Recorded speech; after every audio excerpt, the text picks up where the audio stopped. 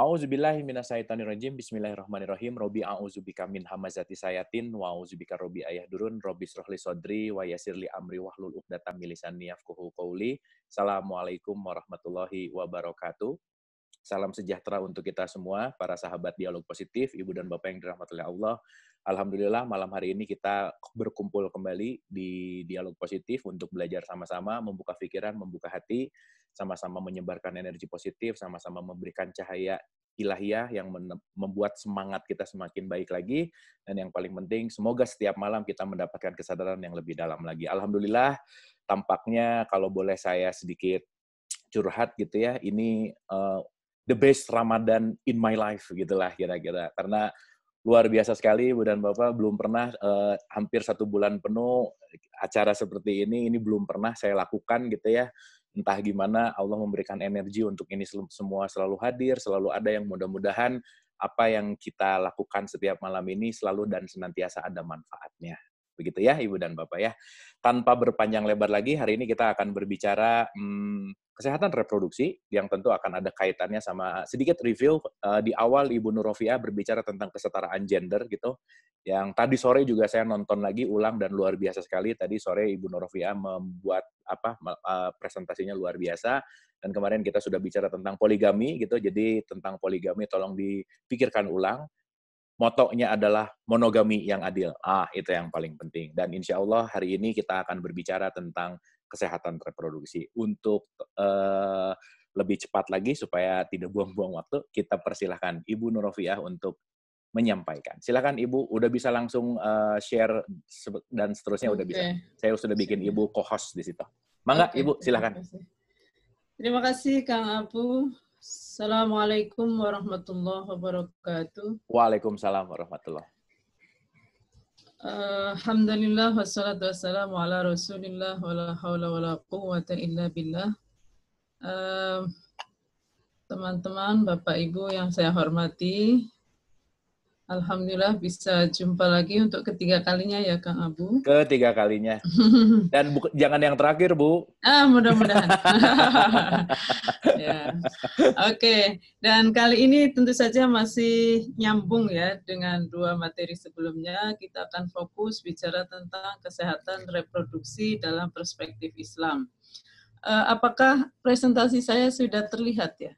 Sudah terlihat Ibu dan Bapak? Ya? Okay. Clear ya? Aman, alhamdulillah. Sip, aman ya? Aman, Ibu. Baik, saya akan mulai dengan definisi kesehatan reproduksi ya. Saya akan mengacu kepada WHO bahwa kesehatan itu sebetulnya tidak hanya soal fisik, tetapi juga mental, kesejahteraan sosial yang merupakan satu kesatuan dan bukan hanya terbebas dari penyakit atau kondisi cacat gitu. Nah, poin penting di sini adalah ada kesehatan fisik, mental, sosial. Tetapi sesungguhnya seperti juga dimensi kemanusiaan laki-laki maupun perempuan itu tidak hanya soal fisik, mental, sosial, tapi juga intelektual, finansial, spiritual, seksual, maka sesungguhnya kesehatan juga meliputi semua dimensi yang dimiliki oleh manusia. Tidak hanya fisik, tidak hanya sosial, tapi juga intelektual, spiritual, dan seterusnya. Begitu juga kesehatan reproduksi. Kesehatan reproduksi juga tidak hanya soal kondisi sehat untuk menjalani fungsi dan masa reproduksi secara fisik, mental, sosial, tetapi juga intelektual, finansial, spiritual, dan seksual, dan lain-lain gitu ya. Dari sini kita bisa melihat bahwa sesungguhnya kesehatan reproduksi itu tidak melulu soal fisik, tidak melulu soal mental, tetapi juga soal sosial, soal spiritual, dan lain sebagainya. Nah, saya ingin flashback ya pada materi kemarin, bahwa kalau kita mau memahami Islam, khususnya ajaran Islam berkaitan dengan relasi laki-laki dan perempuan, menurut saya penting sekali untuk melihat konteks sosialnya itu seperti apa sih, supaya kita bisa juga memahami pesan ilahiyah yang disampaikan melalui firman Allah itu dalam konteks seperti ini, lalu kelihatan tuh nilai revolusionernya. Nah, kemarin sudah saya sampaikan ya bahwa secara sosial relasi gender dalam sejarah manusia itu memang mengalami situasi di mana perempuan itu selama berabad-abad lamanya dipandang sebagai objek dalam sistem kehidupan. Nah, seringnya lebih spesifik lagi adalah sebagai objek seksual. Tentu saja ini akan mempengaruhi cara pandang terhadap sistem reproduksi baik laki-laki maupun perempuan, terutama adalah perempuan yang diletakkan sebagai objek. Jadi selama berabad-abad, Bapak Ibu sekalian, perempuan diperlakukan seperti benda ya, jadi benda hidup itu, makhluk hidup, dan lebih spesifik sebagai objek seksual. Perempuan dianggap sebagai milik mutlaknya laki-laki. Milik mutlak itu artinya apa? Itu artinya sampai laki-laki boleh jual perempuan gitu loh. Ayah menjual anak perempuan, suami menjual istri. Bahkan di Inggris itu sampai awal abad 19, undang-undang yang membolehkan laki-laki menjual istri itu baru dihapuskan. Terbayang kalau Al-Quran itu turun abad 7 Masehi, itu artinya adalah 12 abad atau 1200 tahun sebelumnya. Di mana kondisinya tentu saja kurang lebih sama. Bahkan ada banyak ayat Al-Quran ya yang merekam nih situasi perlakuan masyarakat Arab. Sekali lagi tidak hanya di Arab, ini terjadi di berbagai belahan dunia, di mana perempuan itu lahir, bayi perempuan boleh dikubur hidup-hidup. Perempuan juga diwariskan ya, jadi kayak rumah gitu diwariskan, dan ahli warisnya itu nanti boleh mensetubuhi perempuan yang dia dapatkan sebagai warisan. Dan itu bisa terjadi anak laki-laki kandung itu kemudian dapat warisan ibunya. Lalu apa hak anak laki-laki ini adalah mensetubuhi ibu kandungnya. Maka terbayang bagaimana posisi perempuan itu sebagai ibu bahkan tidak dianggap sama sekali, tidak diperhitungkan sebagai orang tua. Situasi ini penting sekali nanti kalau kita melihat petunjuk Al-Quran tentang kehamilan, tentang menstruasi dan lain sebagainya. Nah, menyikapi kondisi yang seperti itu, kemudian kan ditegaskan itu bahwa perempuan itu manusia, karena perempuan manusia berarti dia sama dengan laki-laki dalam arti dua-duanya punya status hanya sebagai hamba Allah. Artinya laki-laki tidak boleh memperlakukan perempuan sebagai hamba dia, dilarang keras. Karena laki-laki dan perempuan itu hanya hamba Allah. Yang kedua, laki-laki dan perempuan sebagai manusia juga mengemban mandat sebagai khalifah fil ard yang tugasnya adalah mewujudkan kemaslahatan seluas-luasnya. Jadi laki-laki di dalam Islam itu adalah menjadi subjek penuh sistem kehidupan termasuk dalam sistem perkawinan. Karena itu nanti juga berpengaruh nih pada cara pandang terhadap hubungan seksual suami istri itu apa nih? Apakah hanya hak suami, kewajiban istri, ataukah itu menjadi hak dan kewajiban kedua belah pihak? Jadi ini cita-cita besar Islam terkait dengan laki-laki dan perempuan adalah laki-laki dan perempuan itu mesti sama-sama bekerja sama menajamkan tauhid atau hanya menghamba kepada Allah sehingga punya daya dorong yang sekuat-kuatnya untuk melahirkan kemaslahatan di muka bumi termasuk di dalam rumah tangga, bahkan nanti sebagai suami istri adalah mewujudkan kemaslahatan di atas ranjang. Ini kelihatan sekali di dalam beberapa ayat itu.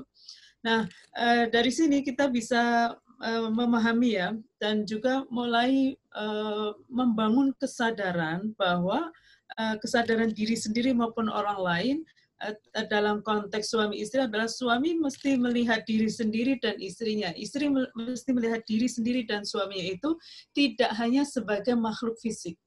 Bahkan jati diri yang utama dari keduanya sebagai manusia itu justru sebagai makhluk spiritual dan intelektual.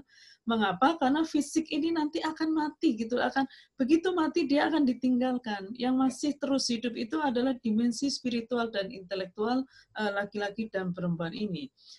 Karena itu perkawinan tentu saja di dalam Islam tidak hanya perkawinan antara dua tubuh, tapi yang lebih penting lagi adalah perkawinan antara dua jiwa gitu.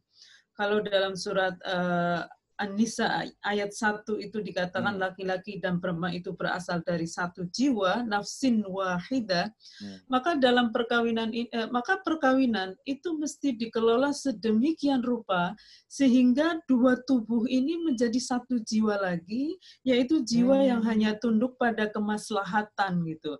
Sampai kapan? Sampai mati, sehingga nanti dua-duanya itu bisa menjadi jiwa yang tenang ketika menghadap Allah.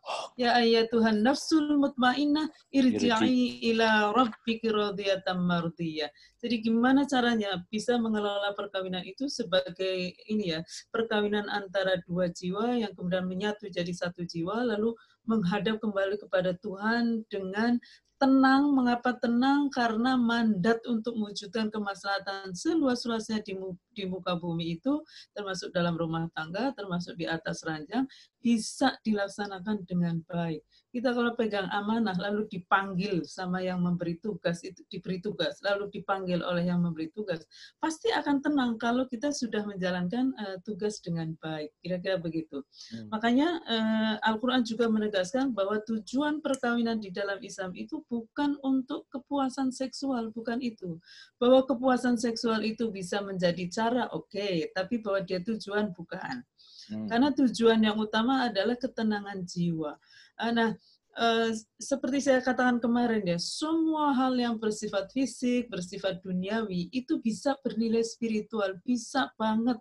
Bahkan hubungan seksual yang itu kelihatannya hanya fisik, kelihatannya hanya nafsu, itu bisa bernilai spiritual. Kalau bagaimana kalau dilakukan untuk kemaslahatan, dengan cara-cara yang maslahat, dengan cara yang halalan, thayyiban, wa ma'rufan, diperbolehkan oleh agama, diizinkan, kemudian dia juga baik, lagi pantas dilakukan oleh seorang makhluk yang berakal budi. Jadi sakinah, kondisi tenang kedua belah pihak, sakinah secara jiwa itu hanya tenang kalau kebutuhan spiritualnya, intelektualnya, mental, sosial, seksual, finansial, dan lain-lain itu bisa dipenuhi dengan baik sesuai dengan ikhtiar maksimalnya. Jadi gimana caranya segala tindakan di dalam perkawinan itu bisa melahirkan kemaslahatan kepada kedua belah pihak. Karenanya kondisi sakinah, ketenangan jiwa dalam perkawinan ini hanya bisa ditempuh kalau relasi suami istri itu didasarkan pada cinta kasih, bukan pada kekuasaan atau kepemilikan mutlak seperti ada pada masa jahiliyah. Tidak hanya di Arab, tetapi juga di berbagai belahan dunia. Nah, mawaddah warahmah ini menarik seperti saya ungkapkan kemarin, tapi saya ingin mereview. Mawaddah adalah cinta yang memberi manfaat kepada subjek yang mencintai, sedangkan rahmah itu adalah cinta yang memberi manfaat kepada objek yang dicintai. Karena itu ketika sakinah atau ketenangan jiwa dalam perkawinan itu hanya mungkin dilahirkan jika relasi keduanya didasarkan pada cinta, maka yang dimaksudkan dengan cinta di sini adalah cinta yang memberi kemaslahatan pada pihak yang mencintai sekaligus yang dicintai. Nah, kemarin juga ya, karena ini akan jadi basis betul dalam melihat kesehatan reproduksi perspektif Islam. Kira-kira masa reproduksi, fungsi reproduksi itu tentu saja sistemnya dari Allah. Tetapi menilainya, menggunakannya itu jelas dari manusia. Karenanya masuk wilayah ikhtiar. Ya, jadi perangkat itu dari Tuhan, itu takdir, itu kodrat. Tapi menggunakannya, menilainya, itu jelas sudah masuk wilayah ikhtiar. Karena itu sebetulnya sudah masuk wilayah gender. Karena gender maka bisa adil, bisa tidak. Dan Tuhan sedang memberikan petunjuk supaya apa yang ditakdirkan oleh Allah berupa sistem reproduksi yang berbeda itu dapat dijalani dengan cara-cara yang maslahat untuk kedua belah pihak. Jadi inilah 5 prinsip perkawinan. Pertama, suami istri itu saling sama-sama meyakini ya bahwa perkawinan adalah janji yang kokoh. Maka dia tidak akan mempermainkan baik di depan pasangannya apalagi di belakangnya gitu. Jadi tidak akan mempermainkan. Mengapa? Karena dia tidak hanya mempertanggungjawabkan perkawinan itu pada pasangannya, melainkan kepada Allah, dua-duanya. Yang kedua, suami istri itu mesti punya keyakinan bahwa keduanya dalam perkawinan adalah berpasangan, bukan atasan dan bawahan. Maka keduanya mesti saling melengkapi, saling menjadi tim yang solid untuk mewujudkan kemaslahatan di dalam keluarga, bahkan sebisa mungkin kemaslahatan perkawinan itu bisa keluar seluas-luasnya. Yang ketiga adalah mu'asyarah bil ma'ruf atau saling memperlakukan pasangannya secara bermartabat. Yang keempat adalah musyawarah, dan yang kelima adalah taradin atau saling ridho. Sehingga suami istri itu sama-sama meyakini bahwa ridho Allah pada istri tergantung pada ridho suami, dan ridho Allah pada suami tergantung kepada ridho istri. Mengapa? Karena dua-duanya sedang bermuamalah, dan ridho Allah pada pihak yang bermuamalah tentu saja tergantung pada semua pihak. Nah, ini mari kita lihat perbedaan sistem reproduksi yang ada pada laki-laki dan perempuan.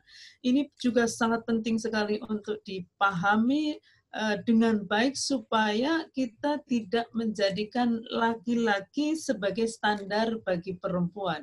Kesehatan laki-laki dengan kesehatan perempuan itu standarnya sama dalam hal yang sama, tetapi mesti berbeda dalam hal yang berbeda. Lalu bagaimanakah sistem reproduksi yang ditakdirkan oleh Tuhan itu? Seperti ini, organ reproduksi laki-laki itu sedikit, penis, kantong sperma, sperma. Perempuan semua punya padanannya, vagina, indung telur, dan sel telur. Tetapi perempuan punya dua organ lainnya yang laki-laki tidak punya padanannya, apa itu? Rahim dan hormon prolaktin. Organ atau unsur lah ya. Tadi ada Bu Dokter, mudah-mudahan saya bisa dikoreksi kalau salah. Nah, perbedaan organ reproduksi ini melahirkan fungsi yang berbeda antara laki-laki dan perempuan, dan bedanya itu sangat signifikan sekali. Sehingga nanti kesehatan reproduksi itu mesti dijaga bersama nih, kesehatan kedua belah pihak dijaga bersama oleh kedua belah pihak, suami istri gitu. Fungsinya apa kalau laki-laki itu sebetulnya satu ya, dua, mimpi basah dan hubungan seksual, tapi dua-duanya adalah mengeluarkan sperma. Masanya itu sebentar sekali, cuma hitungan menitan, dan dampaknya sangat menyenangkan secara biologis. Nah, mari kita lihat perempuan. Perempuan tentu saja hubungan seksual dengan laki-laki, hitungannya juga menitan, tetapi pada perempuan, karena karakter alat kelaminnya itu berbeda, laki-laki tertutup, perempuan terbuka ya, maka resiko lecet itu lebih banyak terjadi pada perempuan.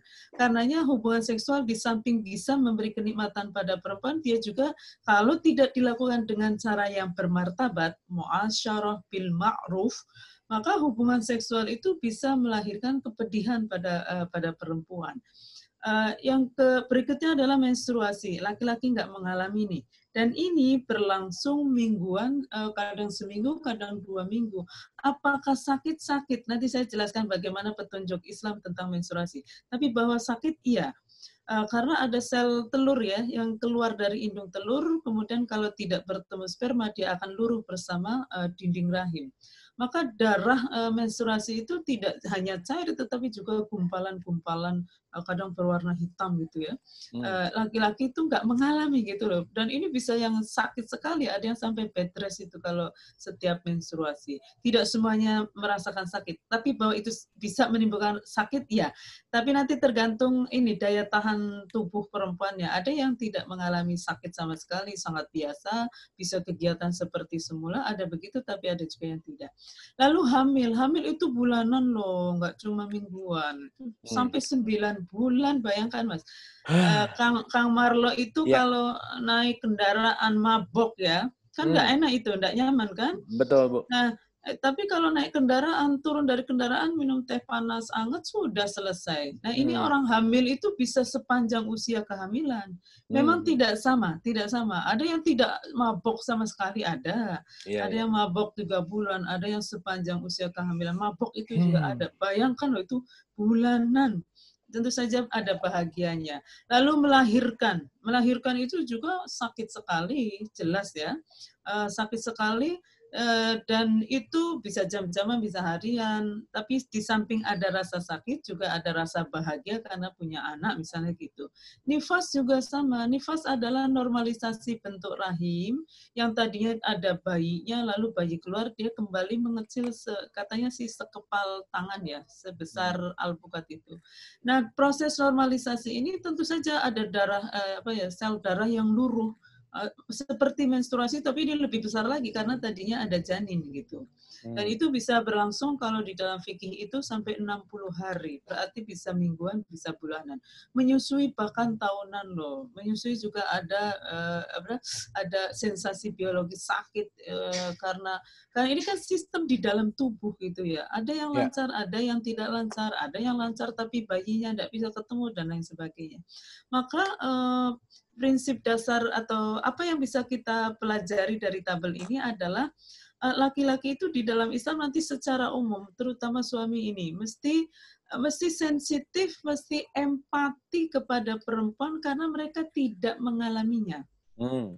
Jadi tidak mengalaminya bukan berarti lalu tidak peduli. Justru karena tidak mengalaminya, dia dalam kondisi yang sangat fit, maka harus siaga satu gitu. Ketika istrinya sedang mengalami masa reproduksi yang berlangsung, coba bandingkan ya, laki-laki itu menitan, perempuan itu menitan jam-jaman, harian, mingguan, bulanan, mingguan, semuanya ada, bulanan, Bu, lengkap. Tahunan sampai ada lengkap sekali. Nah, ini dia juga nih.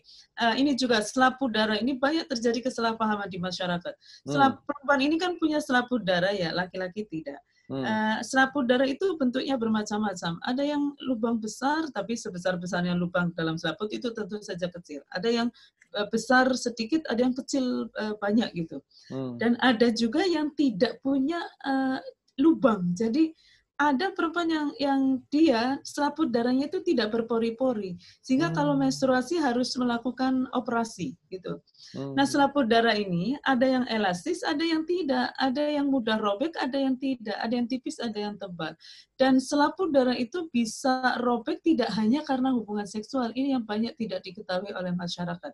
Dia bisa robek juga karena kena benda tumpul, misalnya jatuh kena pojokan meja, jatuh kena stang ya, stang sepeda ketika belajar waktu kecil, dan bisa jadi si perempuannya tidak menyadari bahwa dia sudah robek selaput darahnya gitu. Sehingga kalau misalnya selaput darah robek itu pasti sakit karena pendarahan kan. Nah, ini yang membuat saya menjadi berpikir, kalau ada laki-laki terobsesi untuk membuat pengantin perempuan berdarah di malam hari, di malam pertama, itu sebetulnya sadis loh. Dia artinya adalah dia ingin bahagia, tapi istrinya dalam kondisi sakit gitu.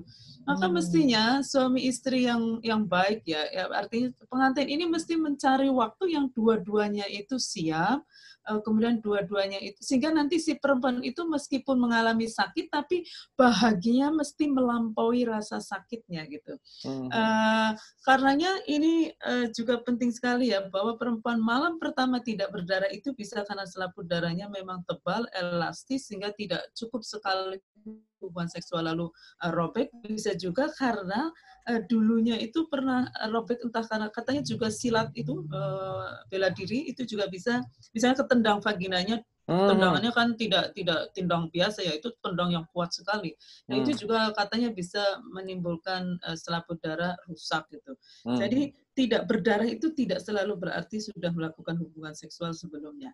Nah, mari kita masuk kepada isu Islamnya nih. Ini kalau kita lihat konteks sosialnya ya, tadi kan kesehatan reproduksi tidak hanya sehat secara fisik, tetapi juga secara sosial. Nah, sementara situasi sosial pada saat turunnya Islam ini kan perempuan masih dipandang sebagai objek seksual gitu. Maka bisa dibayangkan perempuan pada masa itu belum ada teknologi berkembang kan, belum ada pembalut, belum ada bius, belum ada apa itu untuk operasi kalau melahirkan. Maka perempuan itu kalau mengalami masa reproduksi itu dalam kondisi yang bisa dibayangkan. Tidak mengalami reproduksi saja sudah dinistakan. Apalagi ini mengalami menstruasi, darah berceceran di mana-mana, melahirkan dan lain sebagainya. Maka kemudian perempuan semakin dipandang rendah ketika mengalami atau menjalani masa reproduksi itu.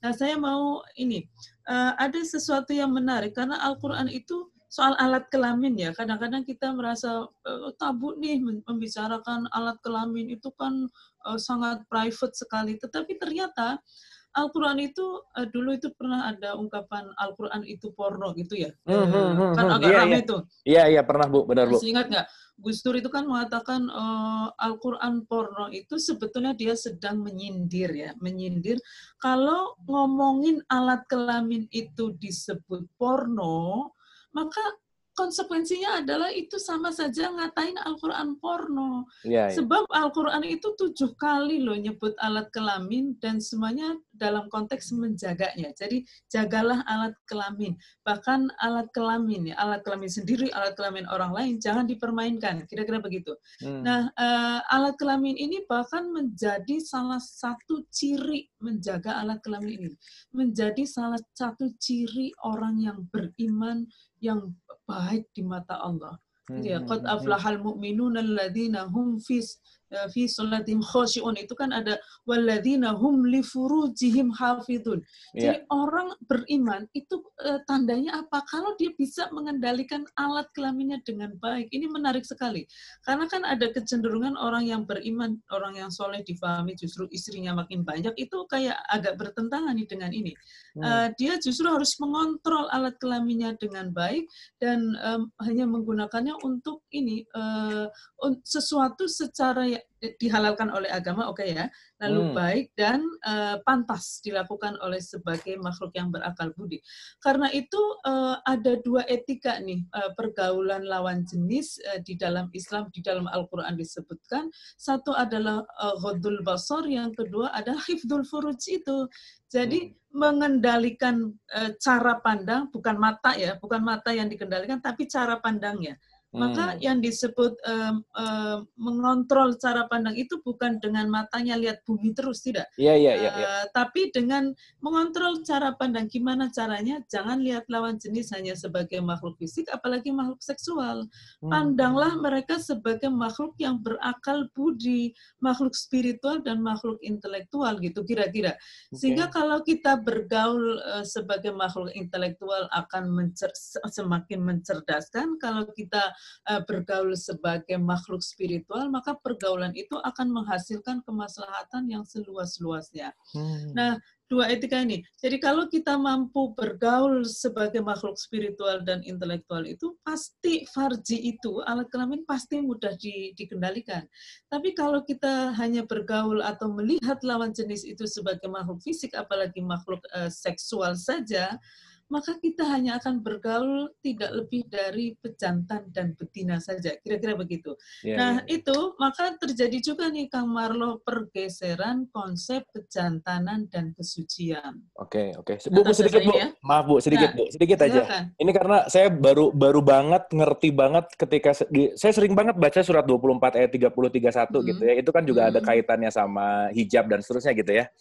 Cuman yang menarik adalah ketika ada kata-kata jagalah pandangan, jagalah penglihatan, kan sekarang diartikan bahwa begitu rambutnya keluar sedikit aurat, begitu kulitnya keluar sedikit jadi aurat. Jadi maknanya itu terlalu kulit, fisik banget. Padahal tadi waktu Ibu ngomong bahwa lihatlah cara pandang cara pandang. Itu luar biasa banget, Bu. Kalau kita ngerti bahwa itu cara pandang kan udah bukan berarti gimana ya, birahinya gitu, udah bukan berarti fisiknya gitu, tapi enggak. Betul Bu. Terima kasih, Bu. Itu sih. Justru kalau kita masih memandang lawan jenis itu sebatas makhluk fisik, apalagi makhluk seksual, maka atribut apapun yang itu menandai lawan jenis, ini mohon maaf ya, atribut apapun. Katakanlah perempuan itu sudah nutup seluruh tubuhnya, bahkan pakai cadar. Tetapi itu hanya dipakai oleh perempuan, maka akan ditangkap oleh otak sebagai tanda keberadaan objek seksual. Benar. Betul. Nah, itu maka dia akan kejar itu untuk memenuhinya gitu kira-kira. Nah, makanya ada pergeseran yang luar biasa berkaitan dengan konsep kejantanan dan kesucian. Kalau dalam sistem sosial seperti tadi yang meletakkan perempuan sebagai objek seksual, atau dua-duanya sebagai makhluk fisik ya, laki-laki fisik, perempuan fisik, maka kejantanan itu biasanya ditandai dengan seberapa banyak laki-laki mampu menaklukkan lawan jenis di atas ranjang. Atau gini deh, seberapa banyak punya mantan, punya pacar gitu. Biasanya itu dianggap sebagai jantan gitu. Nah, di dalam Islam justru sebaliknya. Kalau tadi itu seberapa gaspol dengan hasrat seksualnya ya, seberapa gaspol maka dia makin jantan. Di dalam Islam justru nggak begitu.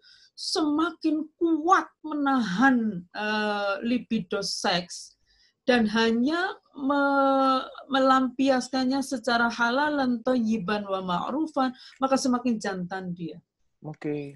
Jadi semakin mampu menahan, mengontrol, dan hanya menyalurkan secara halalan, thayyiban wa ma'rufan, semakin jantan dia. Begitu juga kesucian nih, kalau dilihat sebagai makhluk fisik, maka kesucian perempuan itu hanya ditandai dengan vaginanya masih utuh nggak nih, selaput darahnya utuh nggak. Padahal perempuan sehingga perempuan menjadi dianggap tidak suci kalau sudah tidak perawan, bahkan kalau tidak perawannya itu karena gaspolnya laki-laki tadi dengan memperkosa misalnya.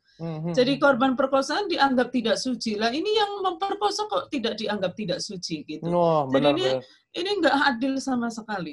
Maka di dalam Islam juga kesucian itu tidak ditentukan oleh utuh tidaknya selaput darah ya, tetapi oleh sejauh mana perempuan itu menggunakan vaginanya hanya secara halalan, thayyiban wa ma'rufan, sama persis seperti laki-laki.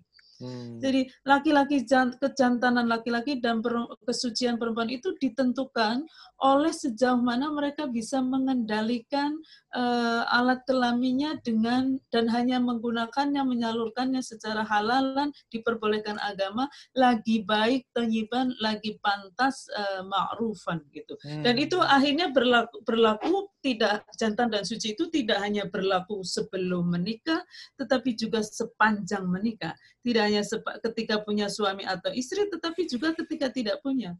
Makanya ada istilah jomblo fisabilillah itu.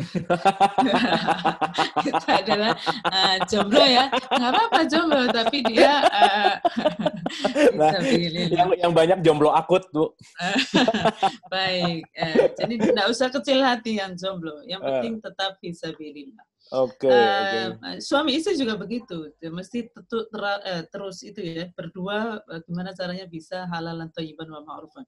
Dan itu juga sebetulnya berlaku bagi semua tindakan, tidak hanya berkaitan dengan seks.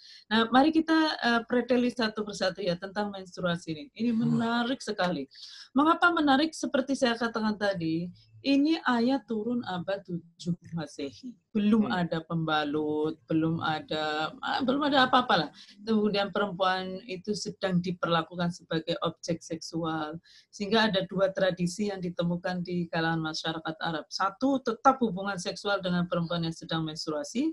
Atau sebaliknya nih, sangat ekstrim sekali perempuan yang menstruasi itu dikandangkan. Mengapa dikandangkan? Karena dianggap sebagai sedang dilaknat Tuhan. Kan ada itu ya, ada cara pandang bahwa menstruasi ini adalah kutukan Tuhan karena kesalahan Hawa dulu telah menggoda Adam itu loh. Ya. Hawa menggoda Adam sehingga keluar dari surga, lalu dikutuklah semua keturunan Hawa, yaitu perempuan akan mengalami sakit termasuk dalam menstruasi, hamil, melahirkan gitu. Nah ini menarik karena stigma seperti itu diklarifikasi oleh Tuhan tidak benar. Jadi menyalahkan Hawa, lalu menghubungkan menstruasi dengan kutukan karenanya, itu dikritik oleh Al-Quran. Al-Quran sendiri mengatakan begini, kalimatnya ya, fa'azallahumas syaitonu gitu. Jadi setan itu menggoda Adam dan Hawa. Lalu Adam dan Hawa tergoda dua-duanya. Dua-duanya makan buah yang terlarang. Dua-duanya itu diusir dari surga. Dua-duanya minta ampunan. Dua-duanya itu diterima taubatnya. Jadi selalu dua-duanya. Sehingga yang salah itu siapa? Ya dua-duanya. Maka tidak bisa menyalahkan Hawa itu sebagai biang keladi. Cuma nanti Kang Marlo ada tafsir yang bias gender. Tafsir yang bias gender itu begini, ya emang sih setan, tapi kan setan melalui Hawa dulu, padahal kan itu balik lagi ke semula lagi. Padahal ya, itu belum kenal sama setan, Bu, berarti, Bu. nah, setan itu kan memang tugasnya menggoda juga kan. Jadi kalau kita tergoda nggak bisa juga nyalahin setan. Benar. Gara-gara setan sih makanya saya tergoda. Lah gara-gara kita mau tergoda oleh setan. Karena setan itu memang mandatnya, kalau manusia itu mandatnya berbuat kemaslahatan, setan ini mandatnya adalah menggoda atau menguji manusia apakah bisa bertahan dalam kebaikan atau tidak. Nah dalam situasi seperti itu ya, sampai itu ya ada namanya tabu menstruasi.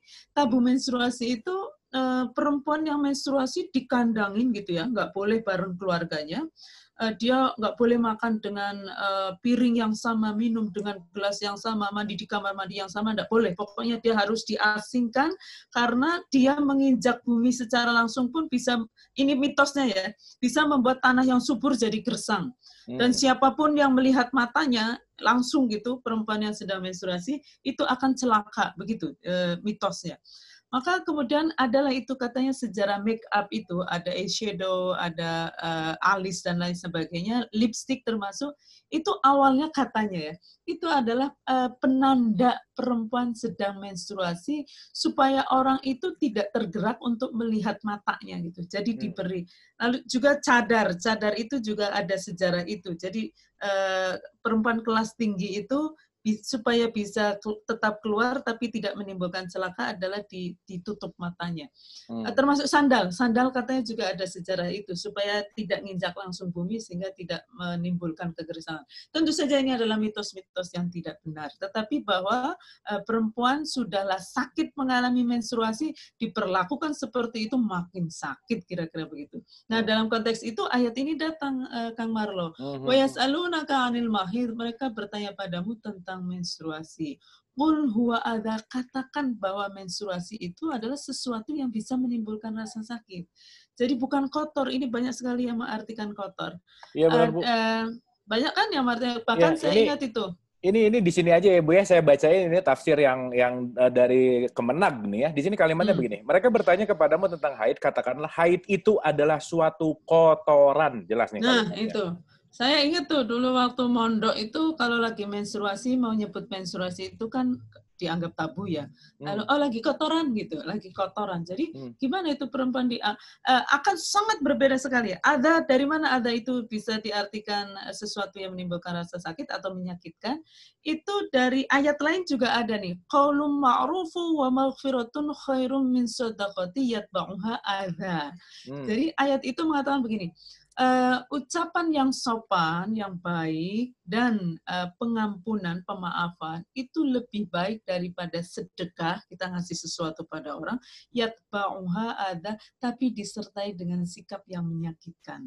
Jadi mending ngomong yang halus gitu ya, ngomong yang sopan daripada ngasih sedekah tapi sambil ngomel-ngomel nggak genah gitu. Jadi ada itu adalah sesuatu yang bisa menimbulkan rasa sakit.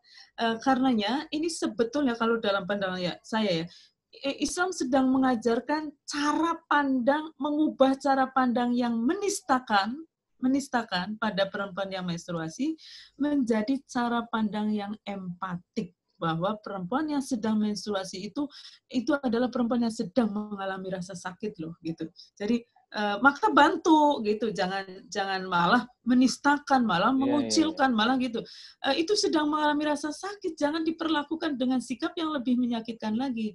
Fa'tazilun nisa'a fil mahid, maka jauhkanlah, hendaklah kamu menjauhkan diri dari wanita di waktu haid. Itu sebenarnya tinggalkan perempuan sendirian gitu. Bukan karena jijik, tetapi karena dia lagi sakit, biar dia bisa istirahat, kemudian mengatasi rasa sakitnya. Nah, ini ayat mestinya menjadi dasar untuk cuti haid ini. Wah, keren banget. Fa'tazilun nisa'a fil mahid wa la taqrabuhunna hatta yatun, dan jangan dekati mereka untuk berhubungan seksual sampai selesai menstruasinya. Jadi mendekati saja, mendekati itu kan misalnya dengan bermesraan ya, bermesraan itu baru mendekati kan, hubungan seksual. Jadi jangan dekati untuk hubungan seksual ya, apalagi hubungan seksual yang mendekati untuk hubungan seksual aja jangan gitu. Itu artinya adalah biarkan mereka istirahat, biarkan mereka istirahat karena sedang mengatasi rasa sakit gitu. Bukan kecuali menstruasi itu kan panjang ya durasinya. Ada yang memang sakit banget, ada yang kadang sudah mulai tidak sakit banget juga ada. Biasanya, nah rasa sakit itu justru mulai terjadi itu sebelum darah keluar ini, Kang Marlo, yang disebut dengan PMS itu. Maka ya kan, premenstruation syndrome itu. Jadi itu artinya apa? Kita mesti memperlakukan perempuan secara empati bahkan sejak menjelang dia menstruasi. Jangan nunggu. Jadi kalau secara fikih itu kan sebelum darah keluar boleh. sebelum darah keluar hubungan seksual. Tetapi kalau poinnya adalah dia sakit, maka PMS juga ya jangan gitu. Ya, Jangan nah didekati. lagi-lagi mungkin juga kesadaran tentang fikihnya juga harus kita upgrade sedikit gitu ya Bu ya. Ya, fikih penting ya, fikih Iya, penting. iya. Tapi mesti dilengkapi dengan toyiban tadi, Betul. baik juga gitu. Nah, kalau sudah suci, maka silakan kira-kira. Kalau sudah suci, maka silakan berhubungan seksual, tapi tetap dengan cara-cara yang diperintahkan oleh Allah. Apa salah satunya? Dengan secara bermartabat, bil ma'ruf. Innallaha yuhibbut tawwabin wa yuhibbul mutatahhirin. Sesungguhnya Allah mencintai orang yang bertobat dan mencintai orang yang menyucikan diri. Maka para bapak-bapak nih, kalau dulu belum empati pada istrinya ketika menstruasi, ayo tobat. Gitu. Oke. Nah sekarang, ayo tobat. Oh di sini banyak sih Bu, bapak-bapak, tapi bapak-bapaknya kayaknya nggak mau diliatin videonya, nggak mau kelihatan. Yang penting dengar. Oke, sekarang hubungan seksual nih, ini lebih seru lagi karena hubungan seksual ini kan tadi ya, perempuan itu dipandang sebagai objek seksual di masyarakat Arab waktu itu juga di berbagai belahan dunia, bahkan sampai hari ini loh masih banyak yang memperlakukan seperti ini. Maka hubungan seksual itu diingatkan nih ada 2 ayat berkaitan dengan hubungan seksual, etika reproduksi, etika hubungan seksual antara lain. Itu ayat yang bawah dulu ya, saya baca yang bawah dulu ini. Istrimu itu bagaikan ladang bagimu yang bisa dicocok tanami dengan cara apa saja yang engkau kehendaki. Tentu saja kalau dikaitkan dengan ayat lain adalah bil ma'ruf secara bermartabat. Waqaddimu li anfusikum, utamakanlah kebaikan atas diri kalian laki-laki dan perempuan. Ingat jamak mudzakkar ya, grup laki-laki bisa laki-laki dan perempuan. Ini menarik nih karena sedang bicara hubungan seksual lalu menyebut-nyebut takwa. Wattaqullaha, dan bertakwalah kepada Allah. Ingat takwa adalah hubungan baik dengan Allah yang melahirkan hubungan baik dengan makhluknya. Maka orang yang bertakwa itu pasti baik kepada suami atau istrinya termasuk di atas ranjang. Itu catatannya. Wa'lamu annakum mulaqu, dan ketahuilah bahwa kalian laki-laki dan perempuan itu akan menjumpai Tuhan. Lagi ngomongin hubungan seksual kok bicara akan menjumpai Tuhan. Oh berarti perilaku kita di atas ranjang itu akan dipertanggungjawabkan kepada Allah nanti. Wabasyiril mu'minin, dan berilah kabar gembira pada orang yang beriman, karena orang yang beriman itu tidak peduli dilihat orang maupun tidak dilihat orang, dia tetap akan baik. Dan ranjang ini kan sangat private sekali. Orang bisa sangat baik, sangat alim, sangat sangat ramah di luar karena dilihat orang. Begitu hanya berdua dengan istri, itu bisa berubah loh jadi serigala yang seram sekali. Gitu. Maka wabasyiril mu'minin itu menarik karena saya kira ini juga yang terjadi pada masyarakat patriarki kan. Artinya adalah mereka meletakkan perempuan sebagai objek, kemudian dia merasa berhak untuk melakukan segala hal, apalagi tidak dilihat orang lain gitu. Dia lupa kalau Tuhan itu justru melihatnya. Nah, ketika disebut sebagai ladang, ya ladang itu kita tahu bahwa masyarakat Arab juga banyak yang hidupnya di wilayah agraris gitu. Sehingga mereka tahu bahwa ladang adalah sesuatu yang sangat berharga sekali. Nggak usah di masyarakat Arab lah, di lingkungan kita saja kalau ladang itu mau panen, itu kan suami lebih baik menjaga ladangnya daripada menjaga istri dan anaknya, atau dia ronda tuh keliling sawahnya supaya tidak dimakan tikus. Nanti puluhan tikus yang panen. Itu saking berharganya. Maka begitu disebut istri adalah ladang, yang muncul dalam pikiran itu adalah istri itu sesuatu yang berharga sekali lah kira-kira. Istri itu adalah berharga sekali seperti ladang di dalam Islam, itu berharga sekali.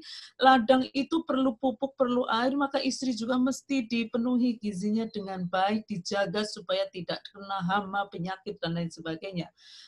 Ketika mengatakan istrimu adalah ladang yang bagimu yang bisa dicocok tanami dengan cara apa saja yang engkau kehendaki asal bermartabat, maka jangan bercocok tanam di ladang yang lain gitu kira-kira. Nanti kalau bercocok tanam di ladang yang lain dapat virus itu akan menulari ladang dan tanaman yang dihasilkannya. Dan IMS itu kan begitu.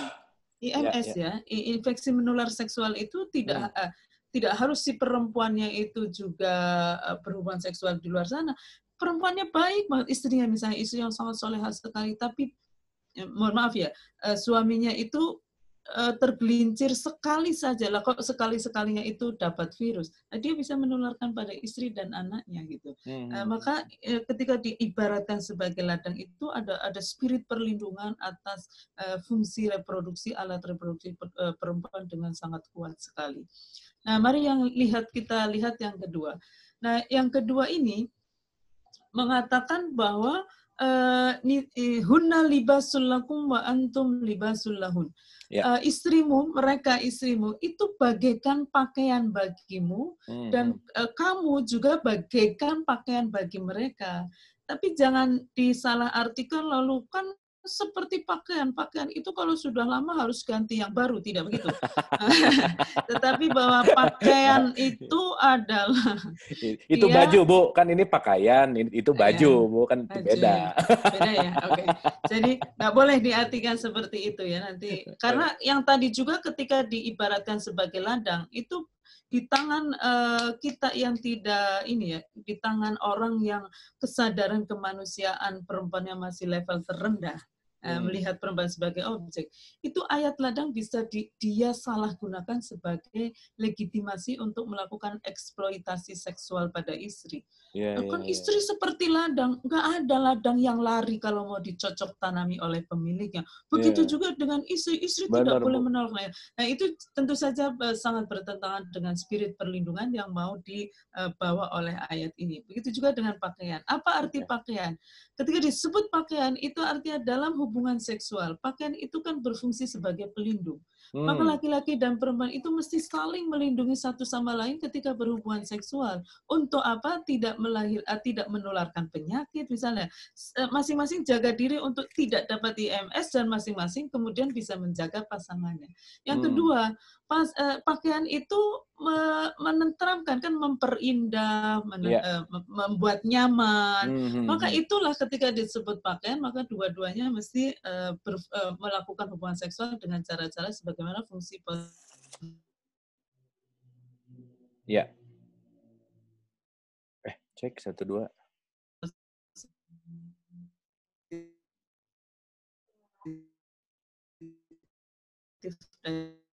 Artinya adalah dua-duanya sebagai subjek kayak. Aduh, curiga saya ini. Apakah suara saya jelas? Oke, Ibu. Oke. Tadi sedikit. Ya, oke, aman. Silakan. Oke, aman. Jadi ketika disebutkan hunna libasul lakum wa antum libasul lahun, kalian suami istri mereka adalah pakaian bagimu, kamu pakaian. Itu sebetulnya sedang menegaskan bahwa suami dan istri dalam hubungan seksual adalah subjek penuh itu, Kang Marlo. Jadi dua-duanya menjadi subjek sekaligus objek. Nah, yang disebut hubungan seksual itu hanya dan hanya kalau dua-duanya menjadi subjek sekaligus objek. Jadi kalau satunya subjek lalu satunya lagi objek, itu bukan hubungan seksual secara substansi ya. Itu adalah onani. Nah, itu perbedaannya. Onani dengan menggunakan istri sebagai alat. Dan itu tidak bisa disebut sebagai hubungan seksual secara substansi. Bahwa secara legal bisa, tentu saja. Tetapi secara substansi tidak. Karena secara substansi yang disebut dengan hubungan seksual adalah dua-duanya mesti menjadi subjek sekaligus objek. Jadi etika hubungan seksual di dalam Islam itu adalah dia bisa saling melindungi, intinya adalah memberi kenyamanan pada kedua belah pihak dan dua-duanya sama-sama wajib melahirkan kebaikan, ya, kenikmatan dan juga menikmatinya secara bersama-sama. Nah, mari kita lihat hamil dan melahirkan. Ada banyak ayat ya, tapi 2 ayat ini salah satunya, ini juga menurut saya kalimatnya sangat dahsyat sekali kalau lagi-lagi kita letakkan ayat ini dalam situasi sosial waktu itu, di mana perempuan itu kan tadi ya, kalau tidak mengalami hamil. Jadi nilai perempuan itu ditentukan oleh sejauh mana dia bisa memberi kepuasan seks pada laki-laki. Itu nilai perempuan di dalam masyarakat seperti ini. Karenanya ketika dia mengalami masa reproduksi, nilai perempuan menjadi rendah. Karena apa? Karena tidak bisa memberi kepuasan seksual secara maksimal. Kira-kira begitu. Nah ini, sehingga masyarakat kemudian tidak menghargai fungsi reproduksi perempuan sama sekali, bahkan menjadikan sistem reproduksi, fungsi reproduksi perempuan itu sebagai alasan untuk merendahkan perempuan. Itu di dalam masyarakat patriarki. Nah, itu diubah secara revolusioner oleh Islam dengan mengatakan begini. Wa wassaynal insana biwalidayhi. Kami wasiatkan kepada manusia. Oh ya, yang tadi, sorry, saya balik sedikit lagi, lupa memberikan tekanan yang penting untuk ayat menstruasi. Jadi ayat ini tentang menstruasi itu kan hanya dialami oleh perempuan ya, tapi petunjuknya itu untuk laki-laki. Ini yang mau saya tekankan, lupa. Jadi menstruasi, petunjuk tentang menstruasi di dalam Al-Quran itu bukan untuk perempuan, tapi untuk laki-laki. Laki-laki diminta mengubah sikapnya dalam memperlakukan perempuan yang menstruasi supaya lebih bermartabat gitu. Nah, kalau di dalam kehamilan dan melahirkan, tentu saja hamil sampai menyusui ya, hamil, melahirkan, menyusui. Ini kan ada ucapan begini. Dan kami wasiatkan kepada manusia, itu seluruh manusia, termasuk perempuan sendiri, untuk berbakti pada orang tua. Ini menarik sekali karena perempuan itu kan tidak dihargai sebagai orang tua.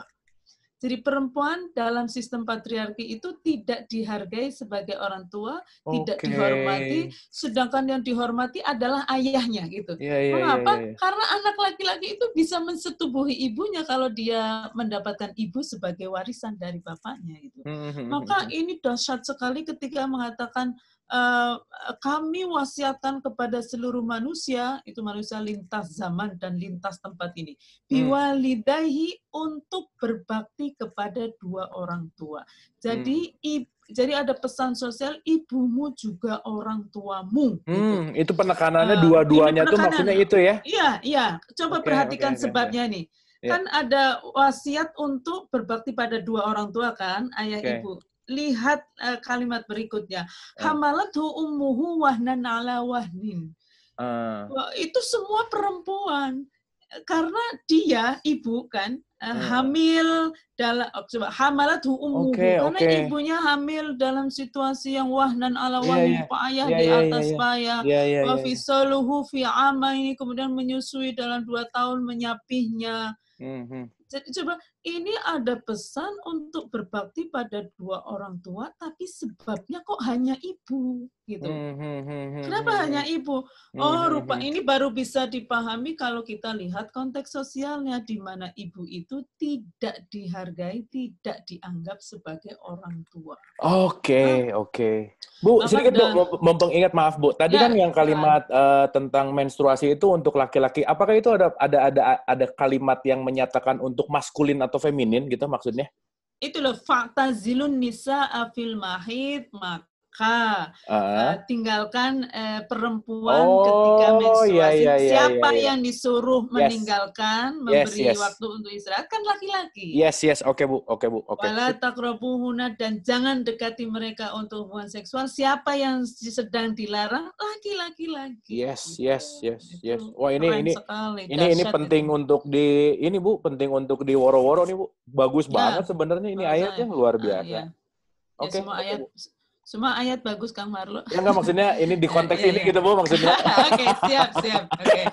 Nah, kembali ke soal hamil ini ya. Jadi semua manusia itu diminta untuk berbuat baik juga pada ibu. Nanti menarik nih, karena ibu itu bukan hanya soal ibu secara individu ya. Ini adalah ibu kehidupan gitu. Jadi manusia itu diminta untuk berbakti juga pada ibu kehidupan, karena mereka perempuan sebagai ibu itu hamil, kemudian menyusui gitu ya. Nah, poin ini yang penting. Anishkurli waliwalidaik. Jadi untuk bersyukur kepadaku Tuhan dan berterima kasih kepada kedua orang tuamu, termasuk ibumu gitu. Jadi kalau Profesor Quraish Shihab itu menekankan begini, dia mengatakan begini, orang itu baru dianggap bersyukur kepada Allah kalau dia mampu berterima kasih kepada kedua orang tuanya, terutama kepada ibu kehidupan. Gimana caranya berterima kasih? Ini bukan dari Prof. Quraish lagi ya, yang ini dari saya. Gimana caranya manusia berterima kasih? Ya ayo gunakan ilmunya, gunakan posisi kedudukan jabatannya, gunakan skillnya untuk membuat pengalaman reproduksi itu menjadi lebih mudah dijalankan. Anda menjadi dokter, Anda menjadi insinyur, ayo buat alat apa kek yang membuat kehamilan, melahirkan, menyusui menjadi lebih nyaman. Misalnya ada teknologi itu ya, teknologi operasi sesar itu jelas sangat membantu sekali.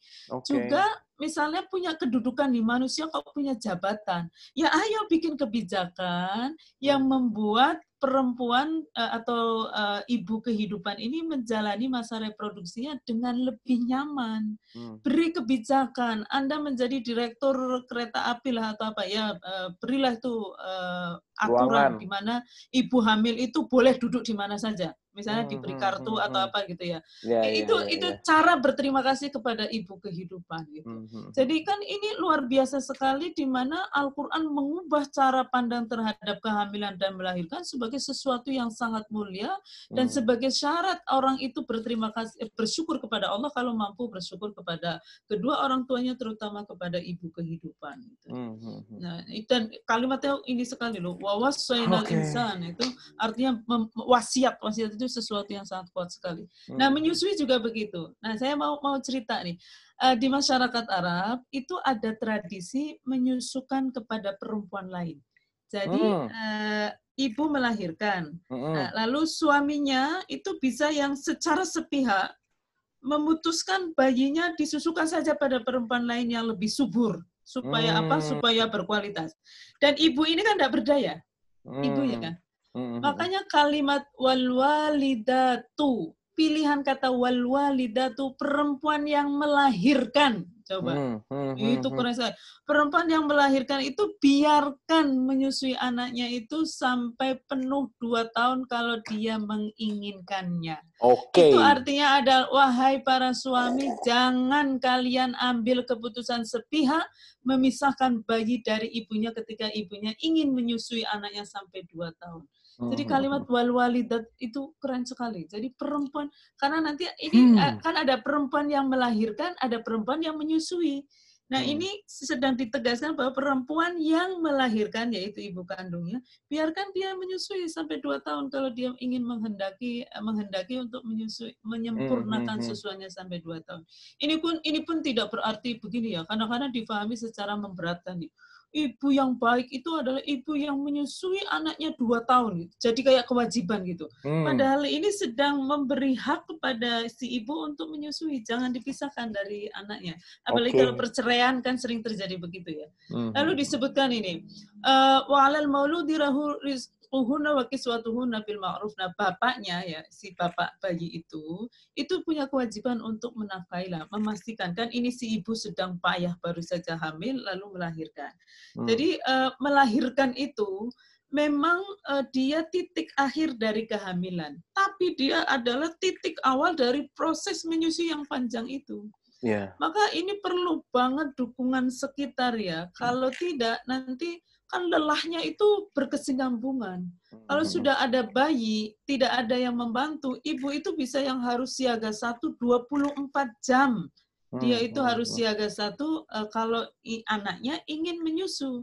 Maka kalau tidak ada dukungan dari sekitar, perempuan bisa mengalami baby blues.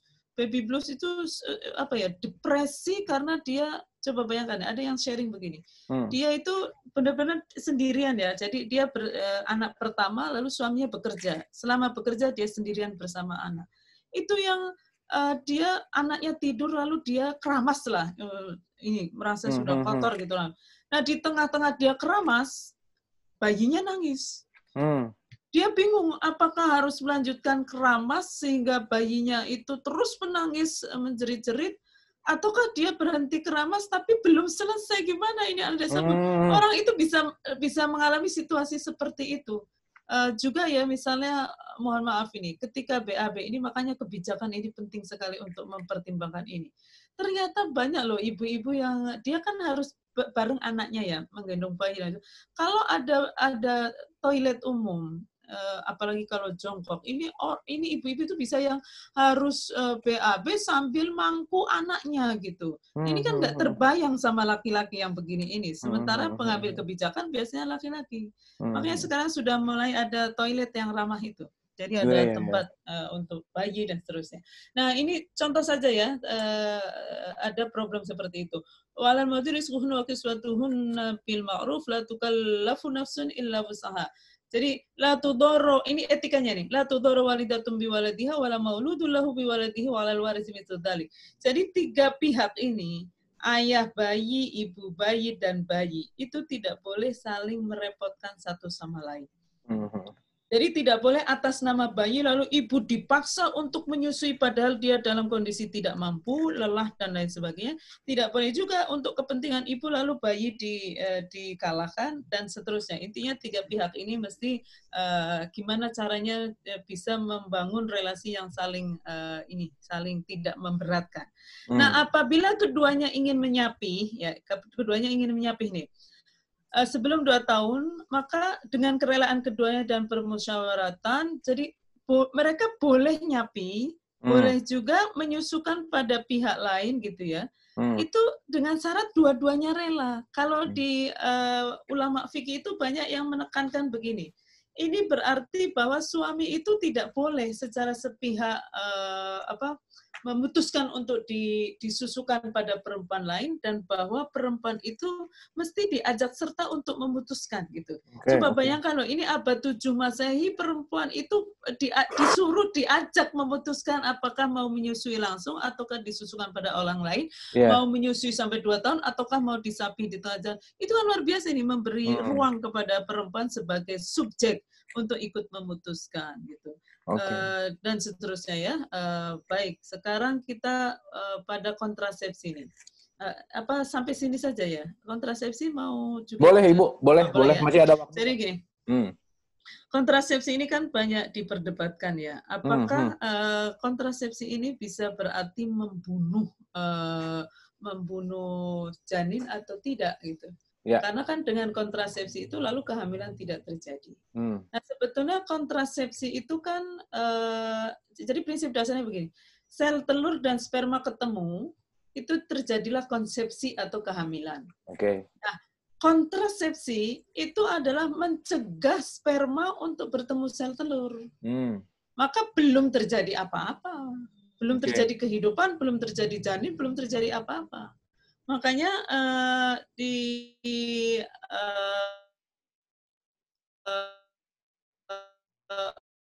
mayoritas dan dasar yang paling diacu itu adalah azal itu. Azal ini coitus interruptus itu, senggama putus. Senggama putus itu kan sudah terjadi pada masa Nabi dan Nabi tidak melarang gitu.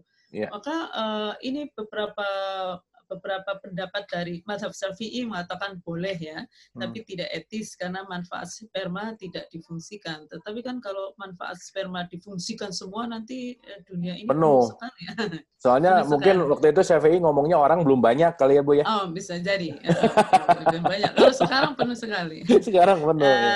Dibenarkan untuk melindungi nyawa istri dari resiko melahirkan. Ini sangat ramah sekali nih ulama-ulama madhab. Jadi istri itu dipertimbangkan. Kalau memang istri itu dalam kondisi sakit, yang itu berbahaya kalau hamil, maka ya alat kontrasepsi menjadi penting gitu.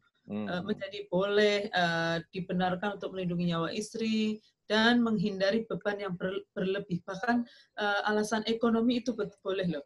Karena kebanyakan anak atau kesulitan ekonomi. Jadi kontrasepsi itu bahkan bisa dengan alasan ekonomi. Mazhab Hanafi itu makruh ya, makruh kecuali seizin istrinya. Jadi tidak boleh secara sepihak memaksa istri. Nah ini yang agak menyedihkan ya. Kalau perempuan itu kan tadi masa reproduksinya panjang sekali ya, mulai dari menstruasi, kemudian hamil 9 bulan, melahirkan lalu menyusui. Maka mestinya laki-laki ambil peran dong dengan alat kontrasepsi gitu. Jangan perempuan sudah panjang mengalami itu kan berjibaku ditambah lagi dengan alat kontrasepsi yang mungkin nanti akan membuat pening. Kan pening itu kadang membuat pening karena hormonnya sedang diintervensi kan, dan itu bisa menimbulkan efek biologis macam-macam dan itu jelas tidak nyaman. Maka sangat disarankan laki-laki, ayo ambil peran untuk kontrasepsi ini.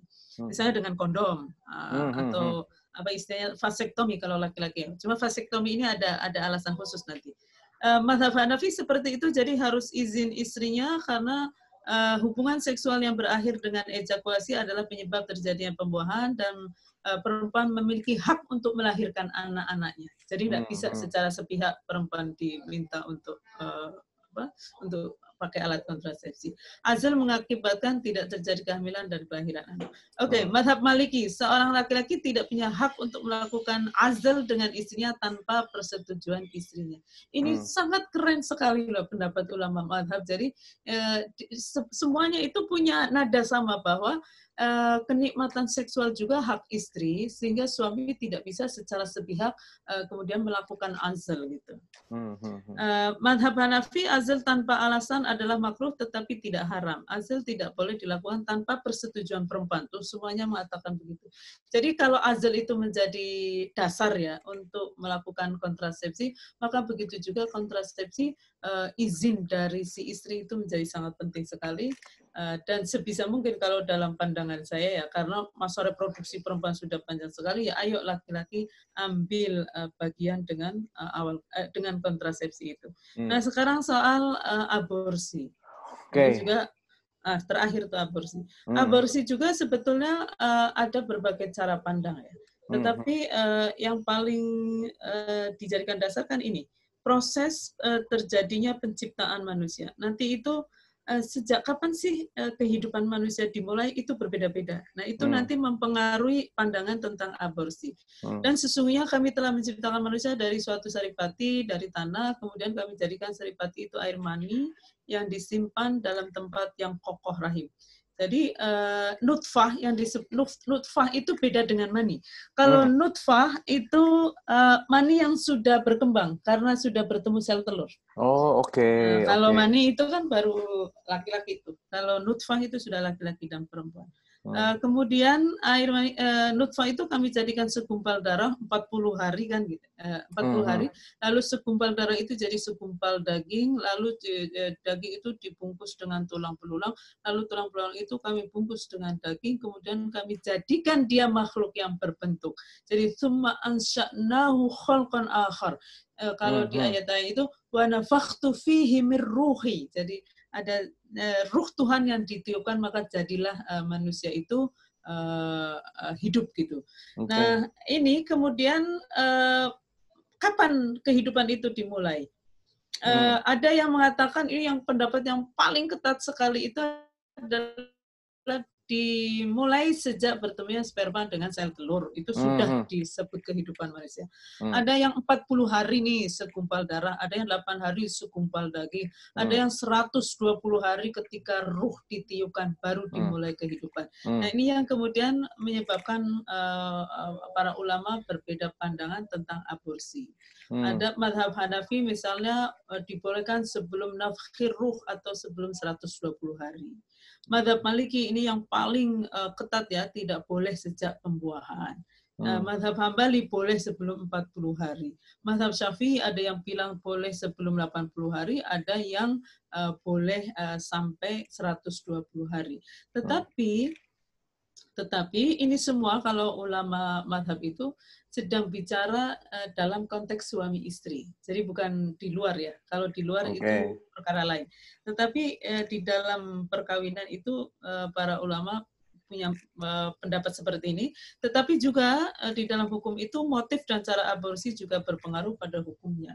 Jadi misalnya gini, aborsi dengan tujuan supaya bisa zina, bisa zina lalu tidak ketahuan, tentu akan berbeda dengan aborsi yang dilakukan karena menyelamatkan nyawa ibu.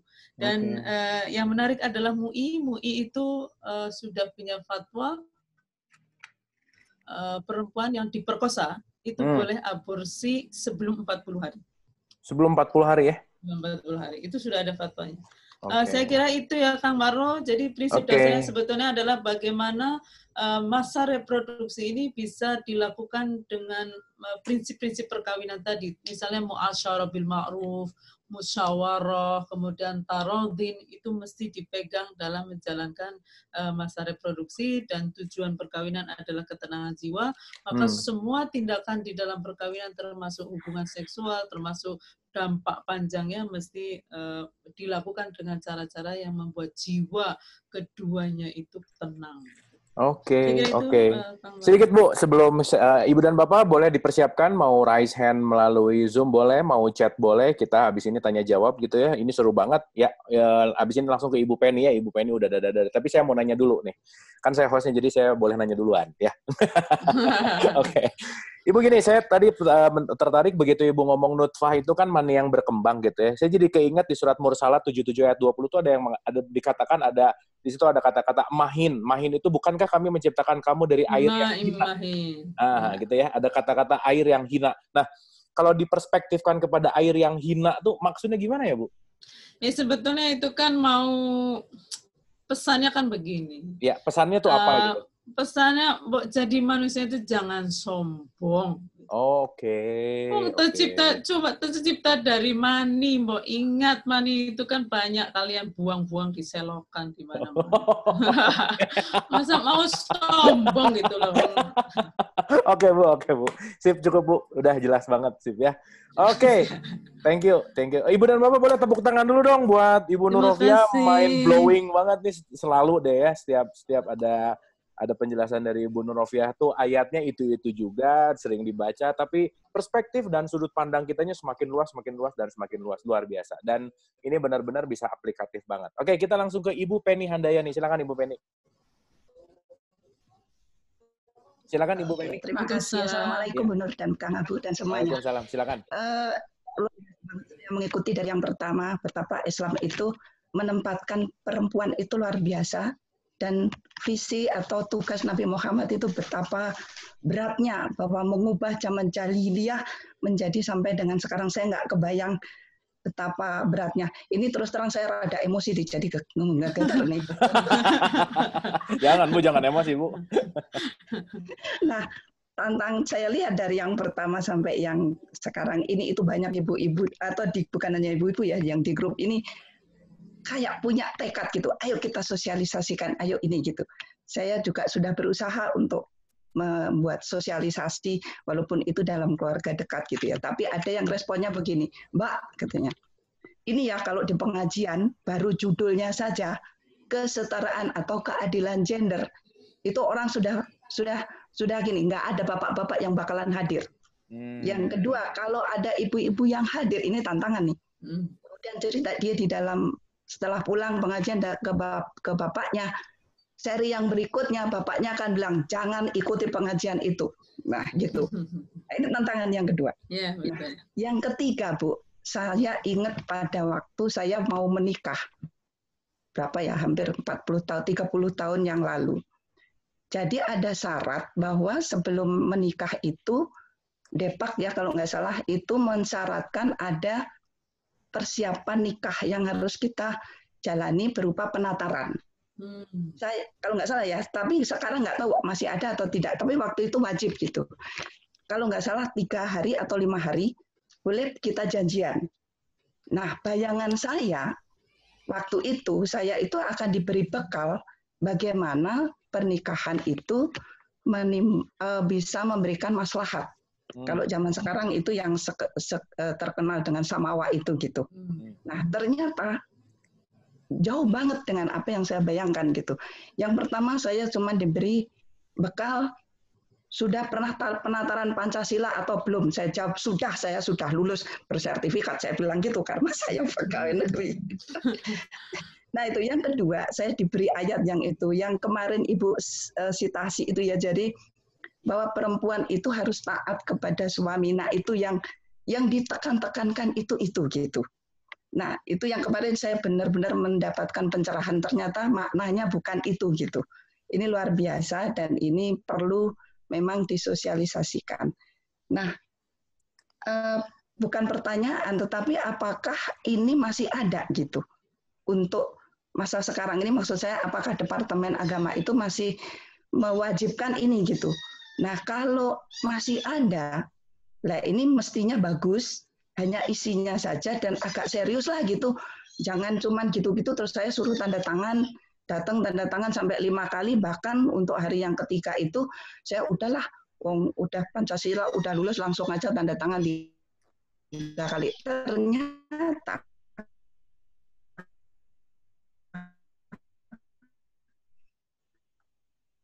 banyak hal nikahan itu menjadi jauh lebih baik sehingga menimbulkan kemaslahatan.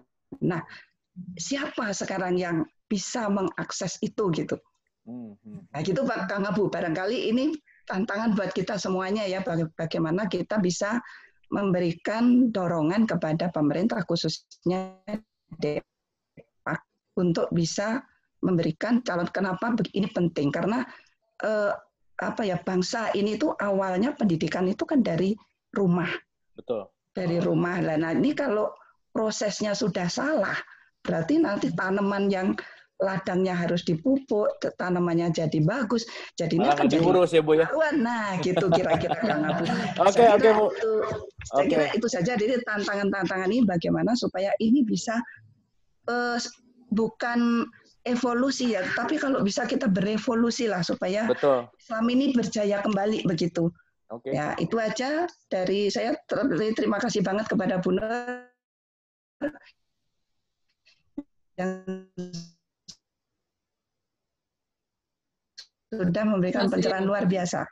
Terima kasih, Bu. Terima kasih, hatur nuhun. Oke, dan mungkin juga mudah-mudahan kita di sekitar 200 orang ini yang hadir juga nanti saya rasa kita sama-sama punya visi yang sama gitu ya dengan pembahasan ini untuk lebih memperbaiki kualitas hubungan rumah tangga. Dan Indonesia adalah salah satu negara Islam yang paling tinggi tingkat perceraiannya di Asia Pasifik, Ibu dan Bapak.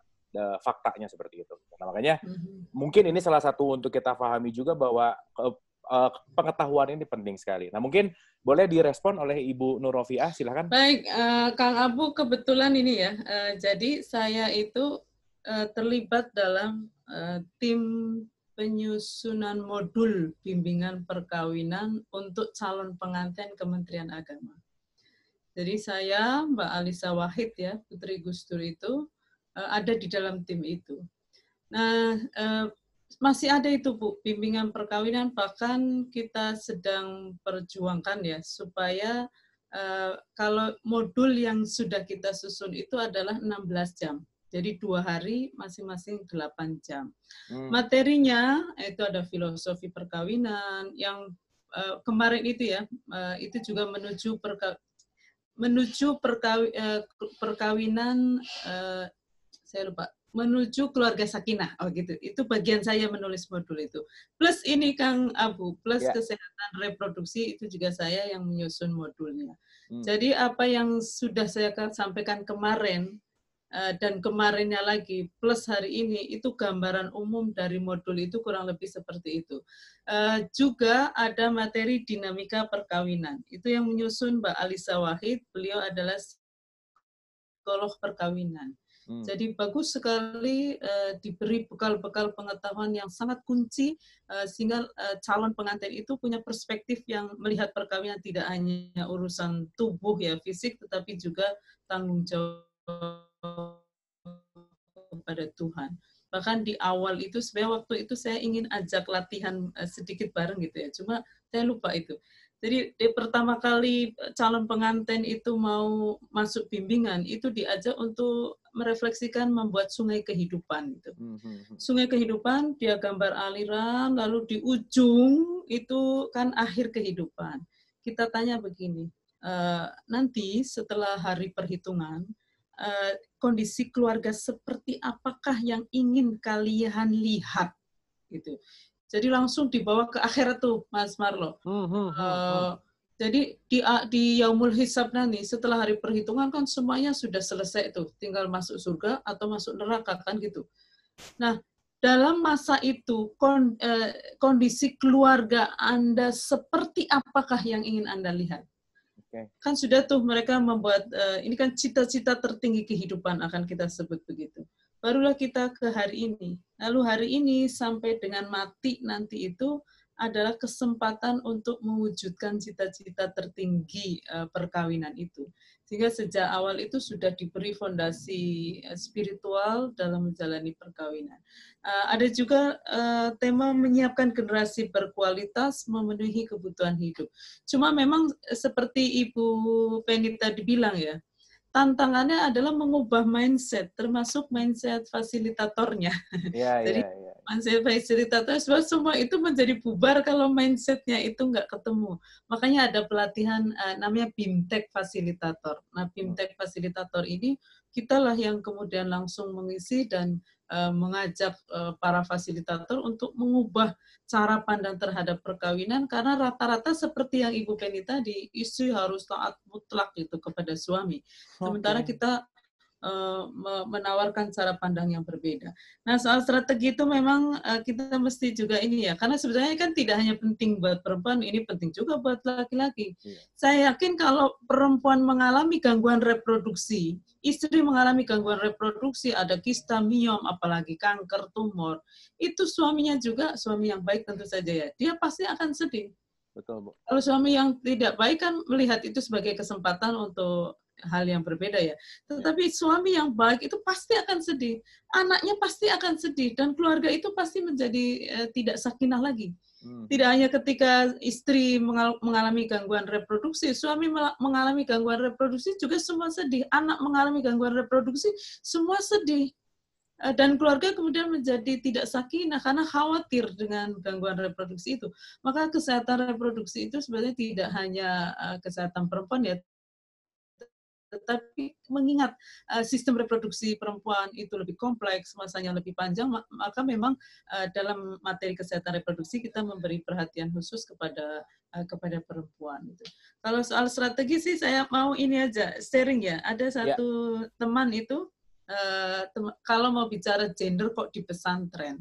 Itu biasanya kan banyak yang alergi tuh, langsung gatal-gatal lah, tidak ingin buka pintu gerbangnya nggak mau buka gitu ya. Ini kan perlu strategi dan memang kita tidak bisa, kita sendiri juga pasti nggak nyaman kalau ada ide asing, kita nggak tahu apa-apa kok terus kitanya diminta untuk bicara sementara ada asumsi negatif. Maka kita memang harus mempertimbangkan ini ya, psikologi dari masyarakat yang mau kita ajak bicara. Karena itu salah satu strateginya untuk mengenalkan gagasan keadilan gender itu adalah dengan membuat program dengan nama Fiqhun Nisa itu, Kang Marlo. Fiqhun Nisa itu kan fikih perempuan. Karena sebetulnya semua yang dibicarakan dalam Case Pro itu ada semua di dalam kitab fikih. Cuma perspektifnya baru hukum. Sehingga hanya ketika orang menstruasi apa yang boleh, apa yang tidak boleh gitu. Balik lagi ya, do and dance doang tanpa pemahaman gitu ya, Bu.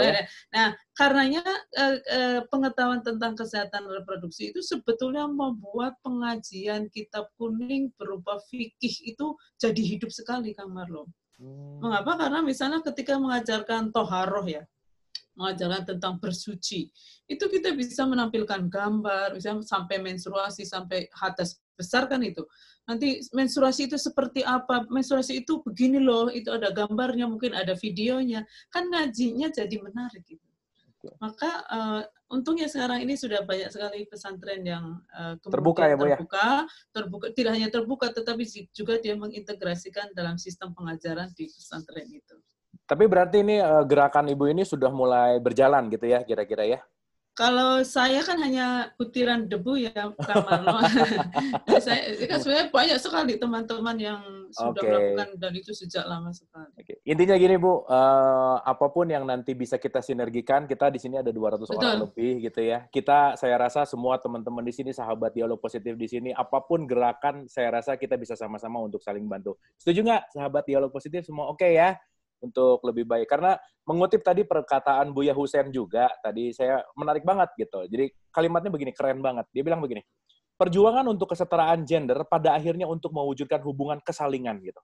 Bukan untuk merendahkan laki-laki, bukan untuk jadi gimana dan seterusnya, tapi hubungannya adalah kesalingan. Jadi sinergis gitu. Jadi bapak-bapak nggak perlu khawatir kalau istrinya ikut kajian kesetaraan gender yang akhirnya kekuasaan bapak-bapaknya jadi turun. Nggak juga gitu. Justru yang harus kita pahami adalah dua-duanya harus saling. Kan litaskunu ilaihi itu kan sebetulnya adalah ada keseimbangan di antara keduanya gitulah kira-kira. Iya.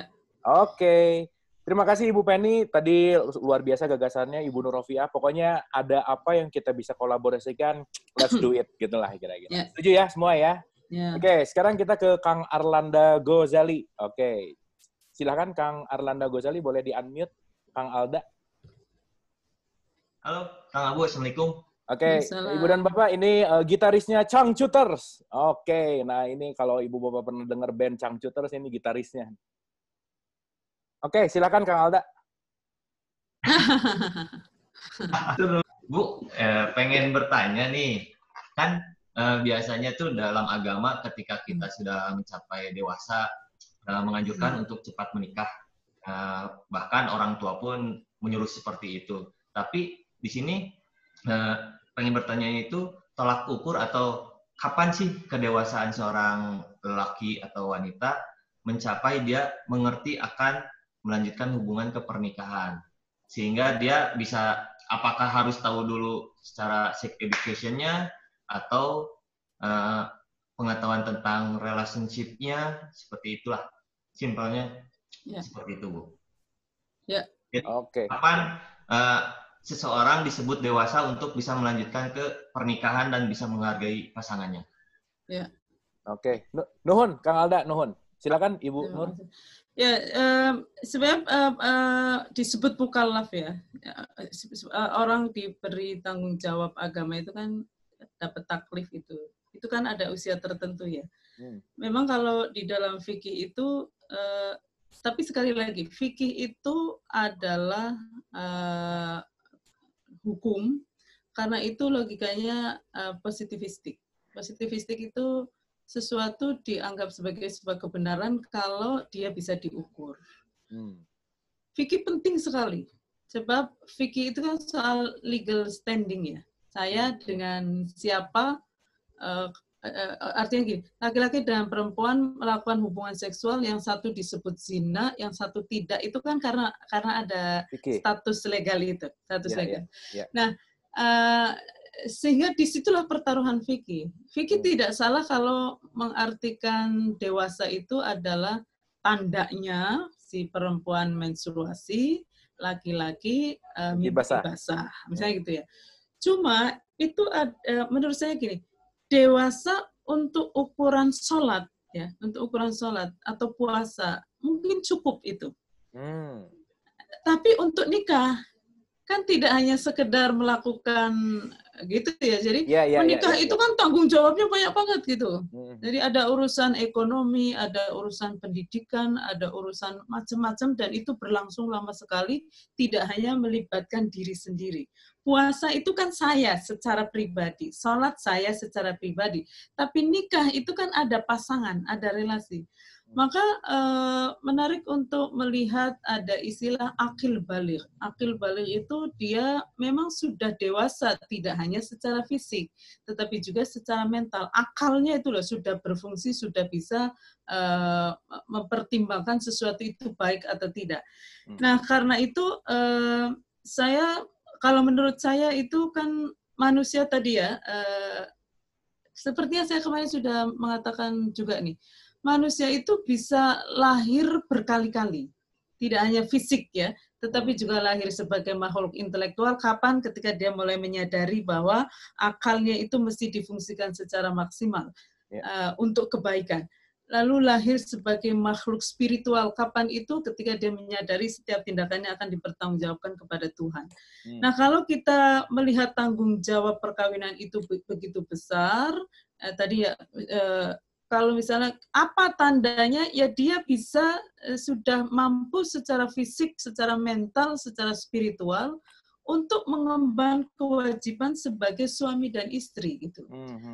Tidak harus dia kaya raya ya misalnya ya, tidak harus dia, tetapi keduanya ini loh, pasangan itu sudah siap untuk menjadi tim dan menghadapi keluarga itu dengan segala dinamikanya. Karena kalau kemarin ya,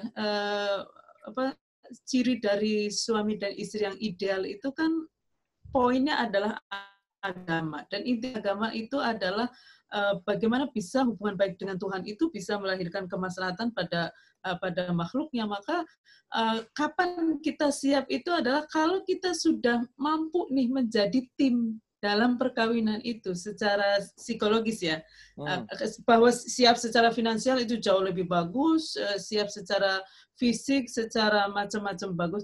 Cuma sebetulnya kalau dalam tuntunan agama, syarat sahnya nikah itu murah sekali, Kang Marlo. Ada calon suami, ada calon istri, ada wali, ada saksi, terus mahar pun cincin dari besi pun tidak ada soal. Itu murah sekali.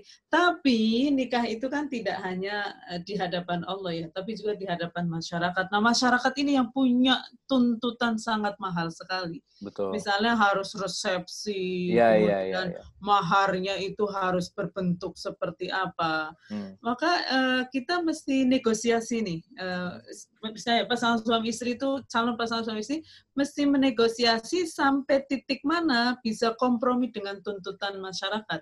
Sehingga tidak yang dia sendiri kemudian ketakutan untuk menikah hanya karena tidak bisa memenuhi tuntutan masyarakat harus seperti ini, harus seperti ini. Jadi karena resepsinya nggak bisa gede-gedean gitu ya, Bu ya? Nah, mumpung corona nih, mumpung pandemi nih, jadi kan sebetulnya kesempatan untuk nikah murah gitu.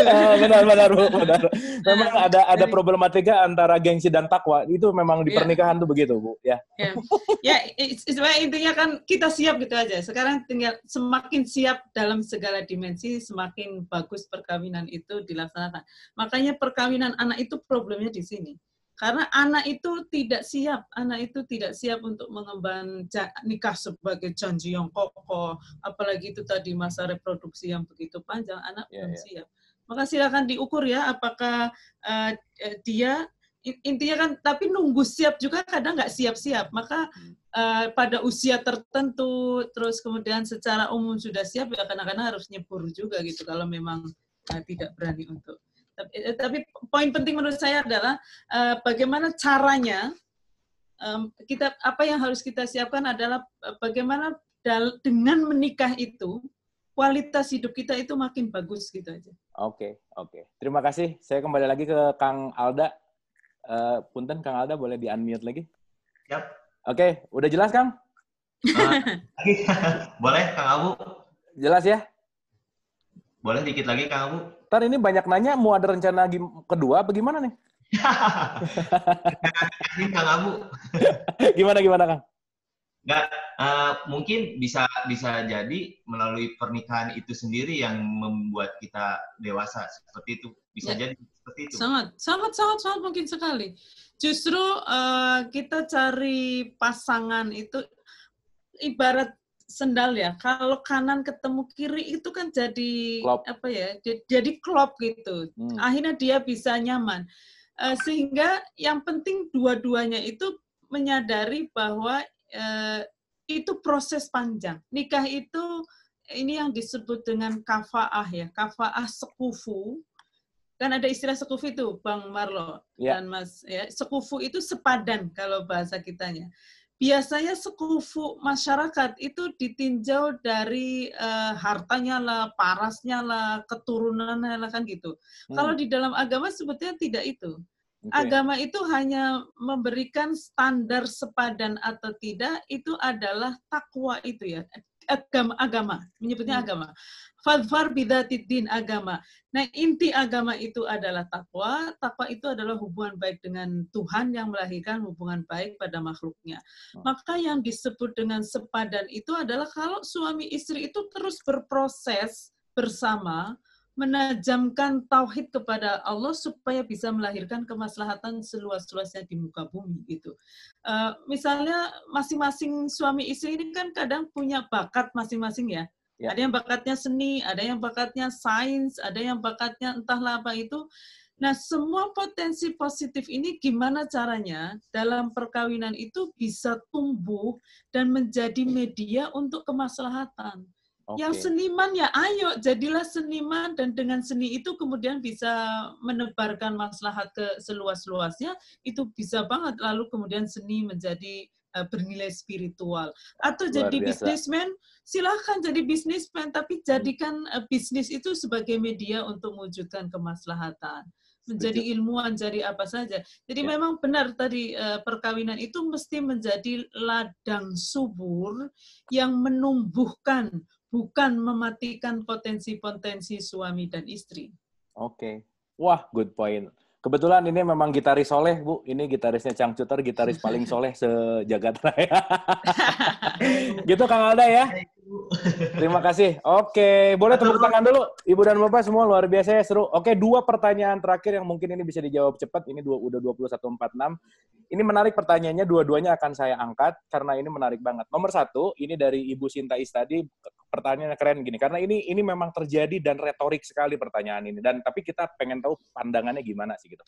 Can a wife refuse to have an intercourse with her husband in Islam? Jadi boleh nggak sih si istri itu menolak untuk berhubungan badan di dalam Islam? Apakah itu disebut sebagai pemerkosaan? Itu ada kaitannya nggak? Gitulah kira-kira Ibu. Silakan.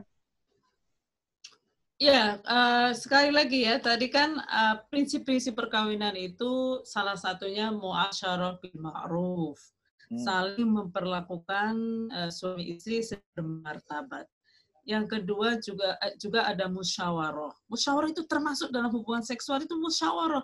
Apakah mau berakhir dengan cara seperti apa, mau berakhir dengan kehamilan atau tidak, mau hamilnya berapa kali, kapan, itu kan mesti dibicarakan. Terutama si istri nih, karena istri itu yang akan menjalani. Kalau kan hanya mengeluarkan sperma, habis itu balik lagi seperti kondisi awal. Tapi istri kan dia akan hamil 9 bulan, maka ayo dong diajak musyawarah. Jadi ada muasyarah bil ma'ruf, musyawarah dan taradin.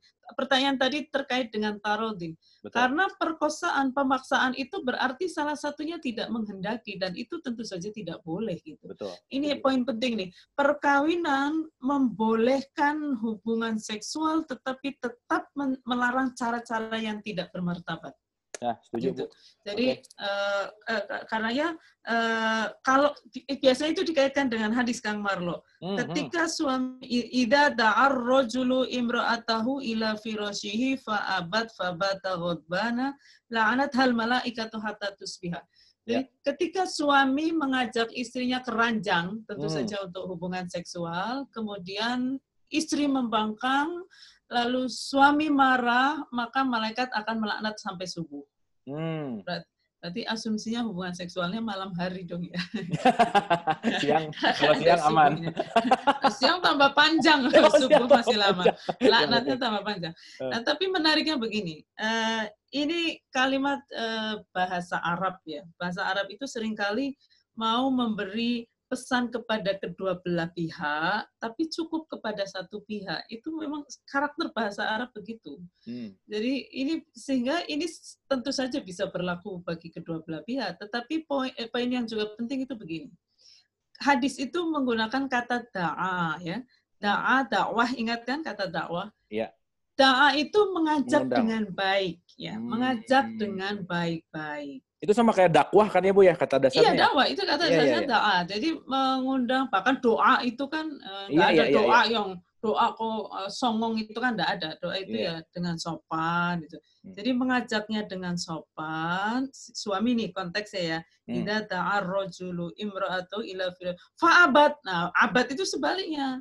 Tidak hanya menolak tapi membangkang dan sombong gitu. Jadi dengan nada yang entahlah gimana contohnya ya, mungkin Bapak ini loh hanya nafkahin segini mintanya tiap hari memang apalagi itu yang membuat laki-laki lalu drop harga dirinya. Jadi poinnya adalah laki-laki mengajak dengan baik, istri menolak dengan sangat buruk. Maka tentu saja tidak termasuk suami menolak dengan baik, istri menolak dengan baik. Tidak termasuk, ya kan? Kan tadi ininya baik, yang ini buruk. Tidak termasuk juga ngajaknya buruk, nolaknya buruk, tidak termasuk juga. Kan yang tadi menolak, mengajaknya baik, nolaknya buruk gitu. Betul. Nah sekarang logikanya begini Kang Abu. Kalau mengajak, menolak dengan cara kasar itu kan baru verbal. Itu saja sudah dikenal.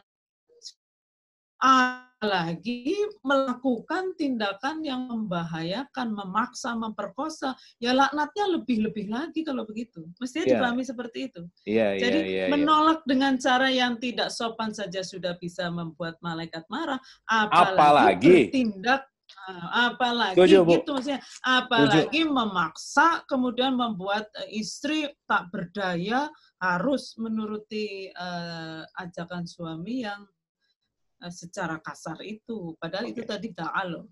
Betul. Ya, maksudnya hati nurani juga harus terlibat di situ gitu ya, kira-kira ya. Karena tarodin itu kan, tarodin itu kan suka sama suka, ridho dengan ridho. Ridho gitu. Sama ridho. Yes. Harus dipegang. Oke. Terakhir Bu, ini boleh dijawab cepat aja. Pertanyaannya menarik soalnya ya. Boleh dijawab cepat aja karena ini jadi fenomena yang kekinian juga sih. Jadi ini pertanyaannya gini. Bu, sekarang ini ustadz-ustadz dadakan yang lagi tenar banyak yang membuat posisi wanita kembali jadi objek mereka, mengarahkan laki-laki untuk poligami dan perempuan diimingi surga jika mau poligami. Bagaimana Bu ngatasi hal itu? Gimana Bu? Surga itu kan hanya mungkin ditempuh dengan cara yang baik gitu. Nggak mungkin surga kok ditempuh dengan cara menyakiti yang lain. That's it. Gimana? Maka menurut saya gini, perempuan itu punya pilihan. Jadi gimana juga perempuan ini memilih ya pemahaman agama yang tidak menyakiti sesama perempuan misalnya. Dan perempuan jangan bahagia di atas penderitaan perempuan lain gitu. Yes. Makanya mesti punya ini ya. Kadang-kadang memang kayak balik gitu loh, balik ke ajaran mulia Islam itu bisa berbalik 180 derajat kalau difahami dalam kesadaran kemanusiaan perempuan yang terendah itu. Jadi balik lagi. Dan bahkan ya banyak itu beredar meme ya. Bagaimana si perempuan itu boleh menggoda suami orang dan itu dianggap sebagai. Kalau menurut saya itu bertentangan sekali. Bagaimana mungkin perempuan kok diposisikan untuk menggoda suami orang? Yang seharusnya terjadi adalah sesama perempuan dan laki-laki itu saling menjaga perkawinan diri sendiri dan perkawinan orang lain supaya bisa tahan dari ini ya, supaya sama-sama tahan dalam kemaslahatan gitu. Maka saya mengatakan bahwa itu pemahaman yang tidak valid. Oke, boleh dilanjutkan dengan final statement Ibu untuk malam hari ini, penutup? Oke. Saya kira kesehatan reproduksi itu sesuatu yang sangat penting sekali di dalam keluarga dan ikut menentukan ketenangan jiwa. Dan yang dimaksudkan dengan kesehatan reproduksi itu tentu saja tidak hanya secara fisik, tapi yang lebih tidak kalah pentingnya adalah kesehatan secara mental, spiritual. Karenanya masa fungsi reproduksi mesti dijalankan dengan cara-cara yang memberi kemaslahatan, tidak hanya secara fisik, tetapi juga secara mental, spiritual. Saya kira itu mudah-mudahan kita semua bisa menjalani masa reproduksi dengan baik sebelum menikah, setelah maupun selamanya. Oke, terima kasih Kak Marlon, mudah-mudahan bermanfaat. Luar biasa, bukan bermanfaat lagi Bu, ini super bermanfaat. Boleh tepuk tangan dulu buat Nur Rofiah malam hari ini selalu, ya bukan malam hari ini ya, selalu bikin mind blowing. Alhamdulillah. Baik, Ibu dan Bapak yang dirahmati Allah, sahabat Dialog Positif, tampaknya kalimat terakhir tadi juga menjadi penutup, tapi tetap saya akan menggunakan slogan kalau ketemu sama Bu Nur Rofiah adalah monogami yang adil. That's it. Gitu ya, period. Titik. Dah. Itu saja Ibu dan Bapak, semoga bermanfaat. Sampai ketemu lagi besok di jam yang sama. Linknya udah ada di grup. Ibu Nur Rofiah mohon PPT-nya semua presentasinya kami minta gitu ya, dari yang awal sampai yang terakhir semuanya kita untuk mempelajari ulang. Terima kasih, mohon maaf lahir dan batin. Wabillahi taufiq wal hidayah. Assalamualaikum warahmatullahi wabarakatuh.